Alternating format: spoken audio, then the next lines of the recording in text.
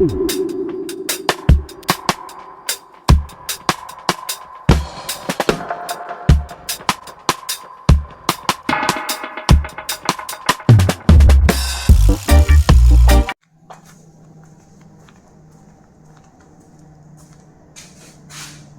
what's up guys? Welcome back to Holloway's Garage. We'll be working on this thing. Not really doing much, gonna do quick maintenance on it. But it's a cool little machine, so I figured I'd show you guys. I picked it up at an auction not long ago, and it's got like 40 hours on it. It's like brand new. And it is 4 years old, but it's a bad little machine, so we'll jump in it. I'll show you some things that are good, some things that are bad about it, but for the most part I think it'll be a good money maker. But let's check it out and do some oil changing.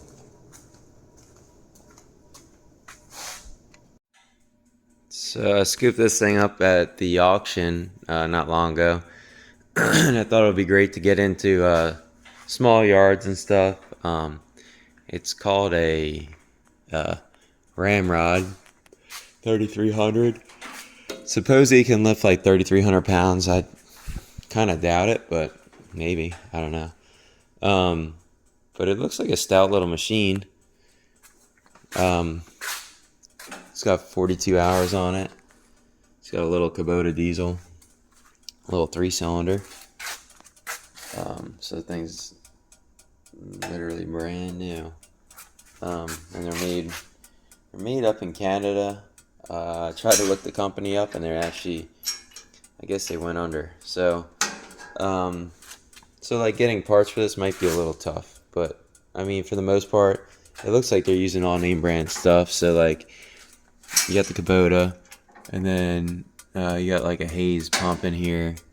Like everything I think you could pretty much source outside of the company. It might take a little bit longer like to figure out what's what, but you know, it shouldn't be that bad. And this is probably a pretty normal sized track for this style machine. The only thing I don't like about this at all is the fact that none of these pins are greasable. Kind of wild. It makes no sense. Got the Zerks here for the bigger pins, but these smaller ones are not greasable. You can see they're starting to like rust from this thing was sitting outside, I guess. I mean, this is greasable here. This one is not. So it's kind of random. Some are, some aren't. None of these down at the attachment are greasable. But I'm gonna run through this thing and do just like a maintenance on it. Change the oil, change the filters. Probably doesn't need oil, or probably doesn't need an air filter because this thing has got no hours on it. And for the most part, everything seems to be pretty easily accessible. You just take off the grates here, and you can access everything in the engine bay, which is nice. And then you can access everything from behind here if you wanted to, like your battery trays down in here. And that's it, really. Simple stuff. It's a little D11 1105, I think, is it? Yeah. They're probably good little motors. I mean, Kubotas are pretty dang solid, bulletproof. So I'll probably just change the oil in this thing just so I know that it's good to go. And then I have, so this uses like, it's called a common interface quick attach system. So I don't have any common interface attachments. All my stuff's just regular skid steer. So I'm gonna make a plate that will adapt the common interface to regular skid steer. So that I could use some of my skid steer attachments. I mean, a lot of them are going to be too big for this, too wide, because obviously I probably need a smaller machine to get in these small areas. So like a wider bucket kind of like defeats the purpose. But I can always run an auger. What else? Tiller. I can run all kinds of stuff on this. The auger though probably would run a little slower than my skid steer. This flows more than my tractor. My tractor's like 12.6 or 12.7 gallons per minute. This is supposedly 14 gallons per minute, so it should turn the auger pretty well, which would be nice to have because this thing won't really tear up yards, and it's tight. The tractor really doesn't. The skid steer does. The tractor's just a little too big, and it doesn't spin that auger very fast. So let's hop in this thing and start doing some maintenance. All right, so it's pretty simple to take the side off these things.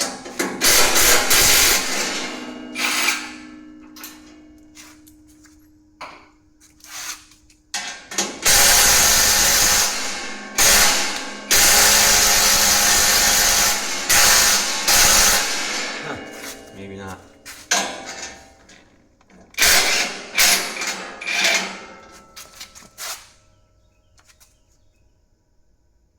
I don't like that. That's silly.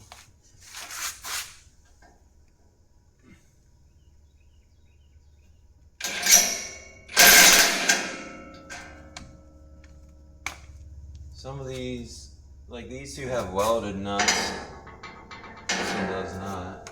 So that's frustrating. Maybe I'll weld nuts to the back of this because it kind of makes no sense.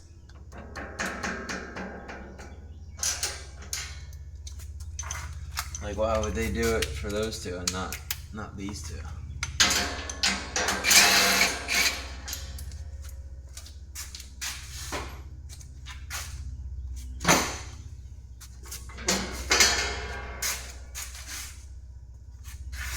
So then it's hard to, you can't really get your arm in here very easily. I could barely fit my arm in there now. I got little skinny arms. I'm definitely gonna drop it all too.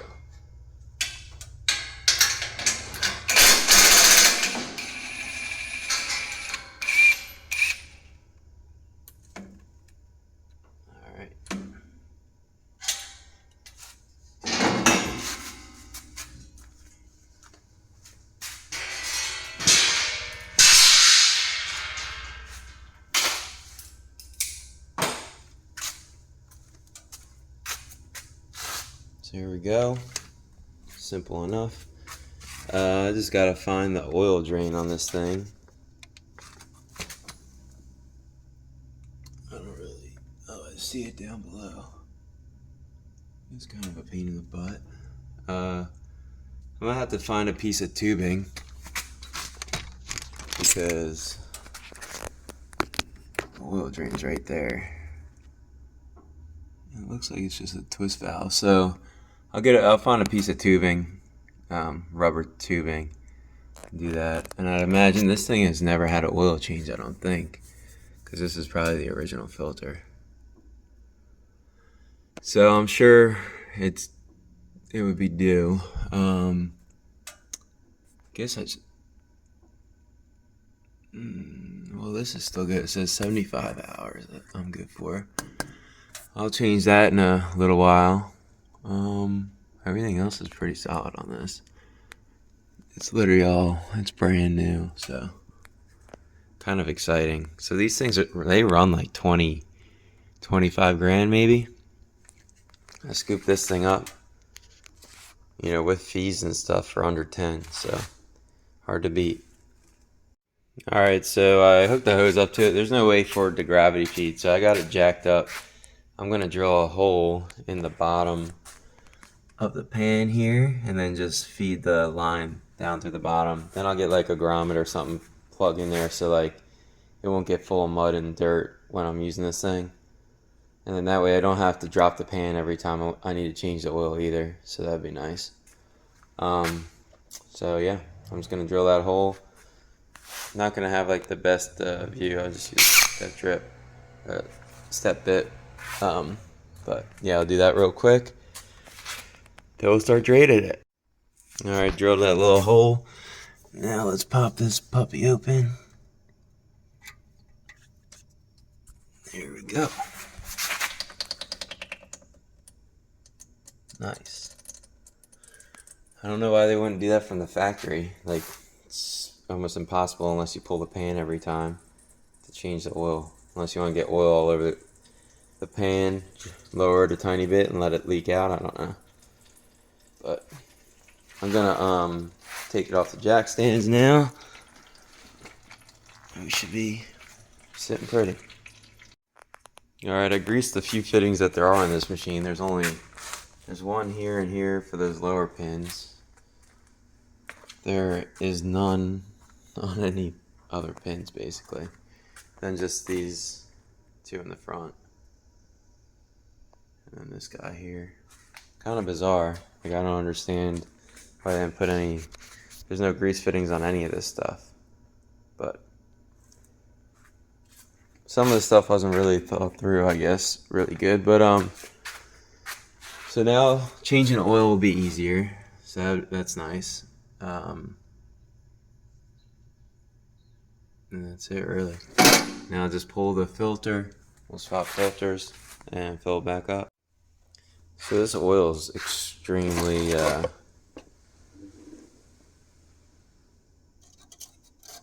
super light. So I don't know. I mean, it was definitely due. I guess it smells okay.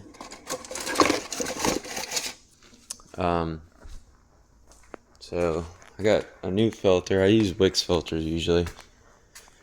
So that's what I got here. We'll pop this one on, and then that's it.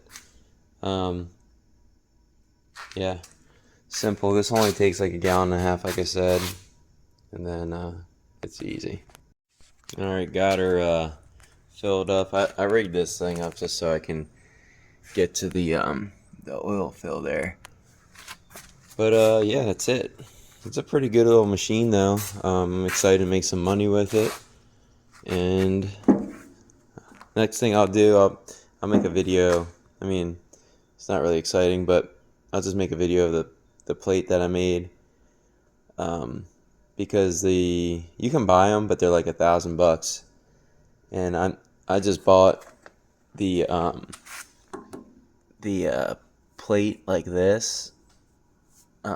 Common interface plate, and then I'm just gonna use the like a skid steer quick attach setup and just weld it to that, that common interface plate. It should be good to go. So we'll see. There's a few like small kinks I need to work out, I think, with this thing. Vibrates like crazy, so like all this stuff rattles and makes a lot of noise. But besides that, it should be a pretty good little machine, especially for what I got in it. So, see how it goes. Well, thanks for checking out this episode, guys. Really didn't do a whole lot, just quick oil change, did slight modifications, and then yeah, next thing I'm gonna do is weld up a plate, so I can make my skid steer attachments work for this. Like the auger would be great. There's a few different things, maybe like a tree shear that I could use with this thing. And then, skid steer attachments are a little cheaper than like the mini skid ones, I think, because there's not really like a niche with the regular skid steer attachments. So there's that too. I could save some money buying smaller skid steer attachments. But yeah, thanks for checking out this episode. Hopefully I get some more videos out. I've been trying real hard too. Just as crazy with work and stuff. So yeah, I'm going to start editing more of those, getting them out more often, and then hopefully get back working on some of these trucks. I got my Lodestar frame back from Sandblast, so that's super exciting. I'll have a video on that. And yeah, then we can start setting that cab down on that frame and setting everything up, getting it ready to go. But thanks for checking out this episode. If you liked what you saw, hit that thumbs up button. If you want to see more, hit the subscribe button. Even if you don't want to see more, you just hit that subscribe button. It'd be super helpful for me.